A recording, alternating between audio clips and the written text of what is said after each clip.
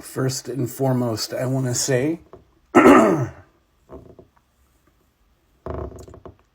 men suck at communication because communication takes effort.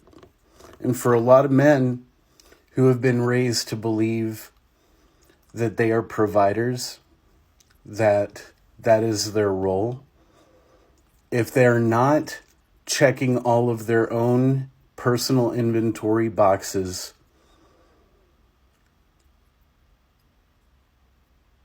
on being a provider, then they're absolutely going to struggle with just about everything else. My personal view of this is that the reason for a relationship is to help partially with personal problems. I don't think anybody goes seeking a relationship and says, I want to be in a relationship and I want to do my personal life alone. However, and this goes for men and women, men haven't been taught how to process their emotions, in a lot of ways, how to feel correctly, what feeling means, what feeling is. So in a lot of ways, men's emotions are expressed reactively. When a woman who's an emotional being challenges a man who is a logical reasoning being, and they are forced or made, consensually or not, to process or deal with emotions on the fly, they buckle, they fail.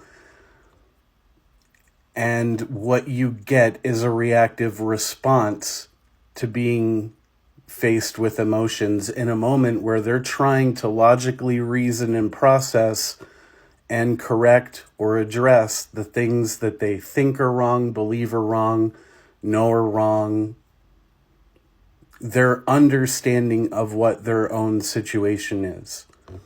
And a lot of times that's why men don't feel supported, because in those moments, like, look at it the other way. When you're a woman and you come to a man and you've had a hard day or a rough day, a lot of times men don't sit and listen. They try to fix. They try to provide solutions. They try to address the issue or offer you something that maybe you could address the issue with to resolve the way that you're feeling.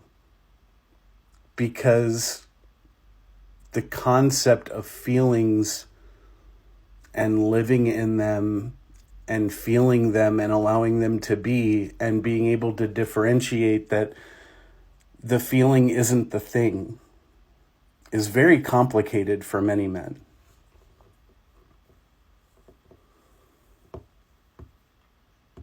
There's also something else that comes from being a man who grows up raised by women, and I can relate to this because I was raised by a woman and didn't really have many male figures in my life. When you have a father in your home and he hits his midlife crisis, a lot of times for the men that have a midlife crisis, they don't know what it is, they process it, and they deal with it their own way. In some time, this ends up in leading to divorce, and he goes off, and a lot of times, and in a lot of ways, he looks like a high school kid again. He buys that motorcycle, he buys that fast car, he switches careers, and it doesn't make sense to a lot of other people.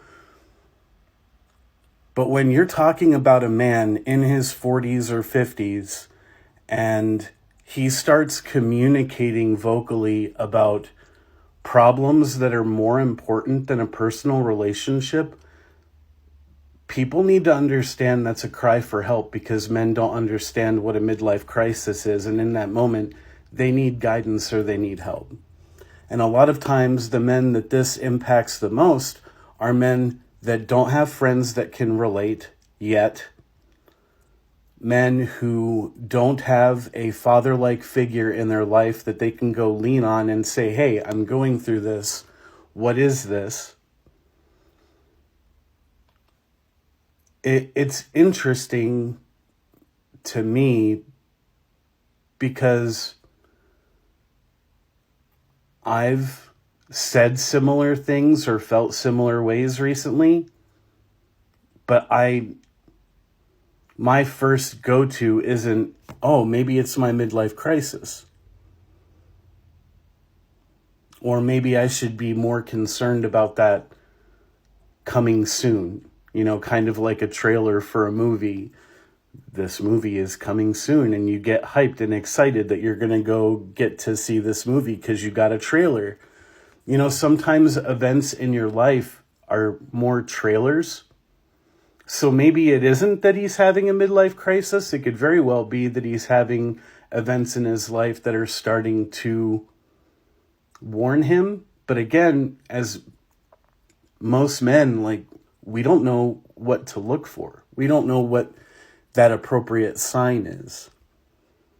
Anytime a man is talking about pulling away from a relationship, go back to when you were dating and he would send you the good morning texts and he never missed a beat, and he would lead conversations if that's the kind of man that he was when he was dating and pursuing you.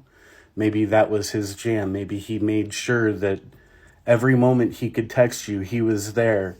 It made you feel really connected to him. And then at some point he pulled away and you thought maybe he didn't like you anymore. There are two different kinds of women that will deal with that. One, they'll think either he's cheating and giving that energy to someone else, or that he no longer likes you and that's a sign that he doesn't like you. It takes a very special woman to be able to look at that and go, maybe he feels like he's the only one putting forth effort. Emily King talks about all these different subjects a lot. I resonate with her. Roma Army, she talks about this quite a lot. I'm going to say it. If a man feels like he's faced with an issue that he's overwhelmed with, and he feels like getting you involved could harm you, stress you out because he already knows that you're stressed, most men that love you aren't going to willingly want to burden you with that. They're going to pull away. And they're also observing. They're going to observe to see, are you going to come into my personal space and invade it and show love and compassion and kindness and help? I think it's just assumed that men are strong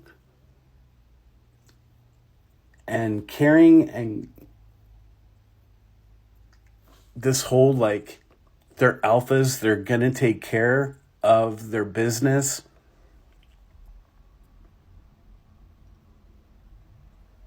In most cases, the men that are like that do that for their families. When they have an issue with themselves, they're always weaker at caring for themselves. Look at the hard-ass worker who goes to work, busts his ass every day, provides for his family, and then when he comes home, he drinks. And maybe somewhere in his mind, he's like, man, this alcohol that I'm drinking is really not helping prepare me for the next day, but it is helping me deal with all the emotional pain that I don't have time to process because I'm out at work busting my ass the whole day. So, and God forbid you're a guy who doesn't really know the other guy and invades his life when he sees it and says, hey, you shouldn't be doing that. There's a lot here to unpack. I'm going to say, well, I've said what I said.